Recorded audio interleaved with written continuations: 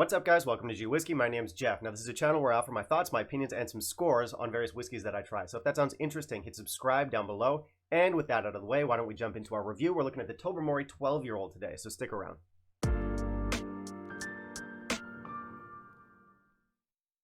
Now, you're here because you've heard of Tobermory, but I think outside of the whiskey community, not a lot of people know this brand. It's not very famous. It's not widely discussed.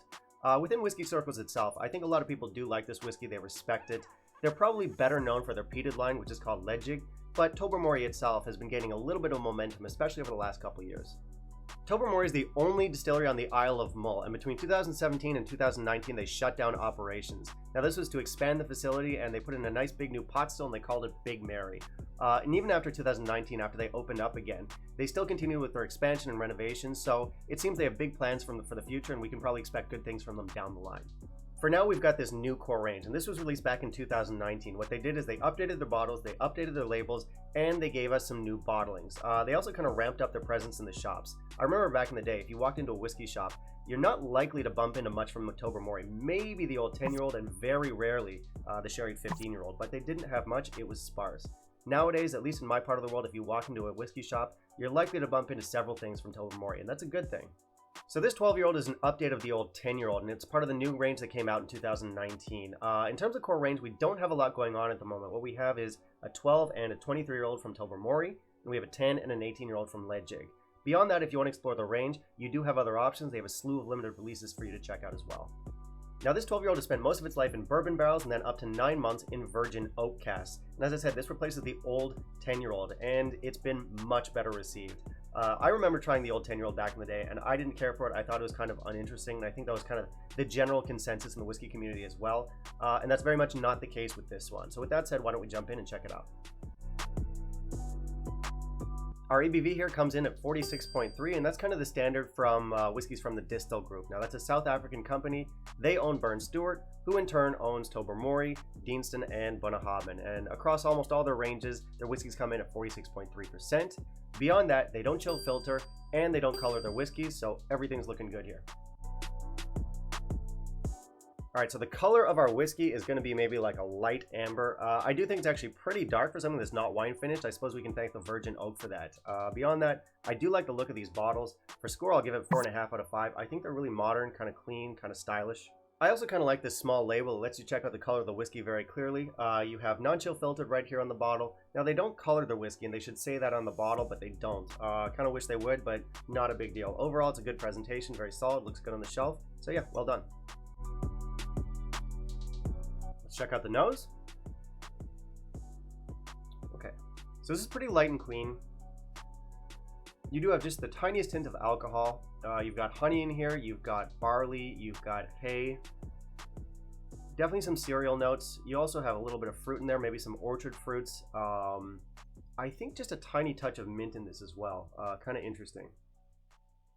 And you do have this kind of like floral element that definitely adds to the character as well. Overall, it's kind of an interesting nose. Let's try the palate here. Okay. So you get an oily texture up front. Kind of a continuation of the nose in terms of these flavors. A lot of the same flavors. You still have that honey. I want to say like a honey drizzled date type flavor. You also have lots of vanilla. And you have these really sort of like natural, grassy, maybe malty notes, like malt and barley and hay and grain and oats, kind of like these natural flavors in here as well. And you also get kind of like a white pepper kick. So there's a lot going on here. For our finish now.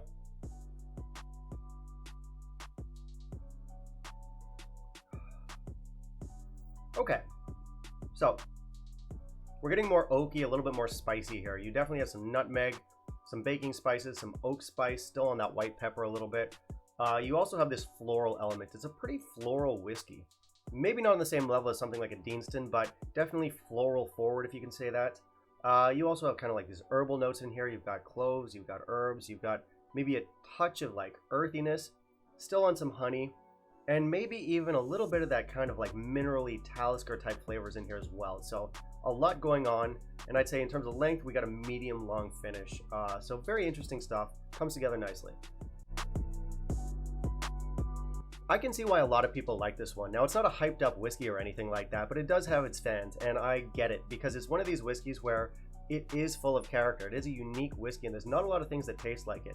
Not only that, it's such a massive jump in quality from that old 10-year-old. So everything is better and more interesting than it used to be.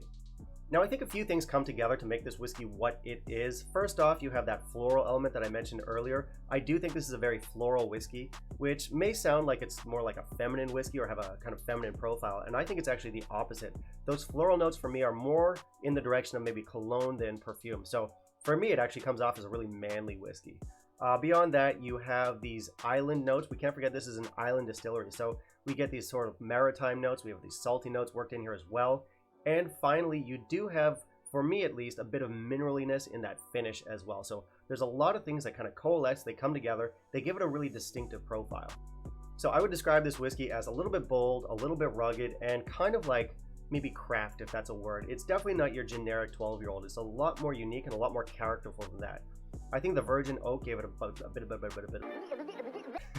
I think the Virgin Oak gave it a bit of a spicy kick, a bit of power, a bit of bold assertiveness to it. Which I like, actually. It works for the whiskey. But I will say this about this whiskey. It's not something that I reach for very often, and I actually kind of want to talk about that a little bit. I actually think there's a couple ways of scoring whiskeys. Now, the first one is going to be the most obvious one, and that's going to be basically your straightforward assessment of the whiskey's quality. But beyond that, I think there's another thing that a lot of people don't consider. I like to call it reachability. It's basically how often do you reach for that bottle. Now, there are a lot of whiskeys that I respect and I would score very highly, and they're actually either medium or low in terms of reachability. Those bottles last on my shelf for a long time. I might be having a session with some friends, and we rarely reach for those bottles. So even if we like them, they're not whiskeys that we really want that often. So yeah, for that reason, I might start talking about reachability a little bit more in my reviews. Maybe I'll throw them into the thoughts section of my reviews, because I do think it's kind of an overlooked part of drinking whiskey that is worth discussing. I think there's a lot of open bottles on people's shelves that stay there for a really long time. They're whiskeys that people love on paper and are, well regarded, well respected. They might even score them very highly, but they actually don't reach for them very often. Now, coming back to this one, I wouldn't call it a low reachability whiskey at all. I don't know why I brought it up with this review specifically, because it's not. This is probably medium in terms of reachability. I don't go for it often, but I go for it quite a bit. I think it's a really good whiskey, so for score, I'm going to give this an 86.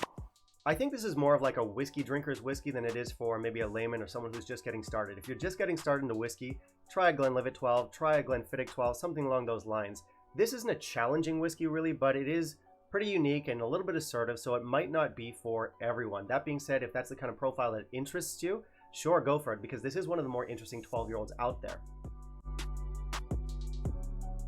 For value, I do think this is worth checking out at least once. I think it's an affordable whiskey with a lot of character. Now, it might not be a character that you love. I still think it's pretty accessible. It's not very challenging, but it's not a character that's going to be for everyone, because it's full of distinctive notes and it's got maybe kind of a craft vibe to it. But because it's affordable, it's widely available, and it is kind of unique, I do think it's worth checking out. So if you see it and you've never tried it, give it a go. Alright, that's it for me today, guys. Thank you very much for watching. Do me a solid and hit that subscribe down below, click the little bell icon, and smash the like. Also, I do want to hear from you, so have you tried the new Tobermory? Have you tried the old 10? How do they compare? Let me know. And finally, put down below what you would like to see me review next, and I'll be sure to keep that in mind for my next video. Take care. Bye-bye.